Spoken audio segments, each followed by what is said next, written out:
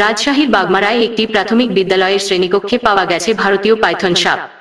ঈদুল আজহা ও গ্রীষ্মকালীন টানা 20 দিনের ছুটি শেষে স্কুল খোলার প্রথম দিনেই সাপটি দেখা যায়।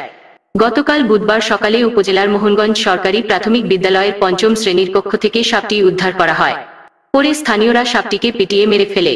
হঠাৎ বাগমারায় এত বিশালাকার সাপের দেখা মেলায় ওই স্কুলের শিক্ষার্থী ও স্থানীয়দের মাঝে আতঙ্ক ছড়িয়েছে।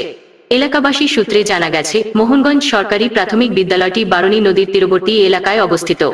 বারণী নদীটির সংযোগ পদ্মার সঙ্গে। পদ্মার পানি বৃদ্ধি পাওয়ায় ভারতের জঙ্গল থেকে সাপটি ভেসে এসেছে বলে ধারণা করছেন এলাকাবাসী।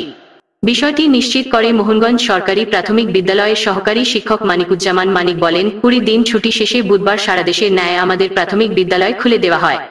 সকাল 9টার দিকে স্কুলের পিয়ন রয়েল কারিগর শ্রেণীকক্ষগুলোর দরজা খুলে পরিষ্কার করছিলেন।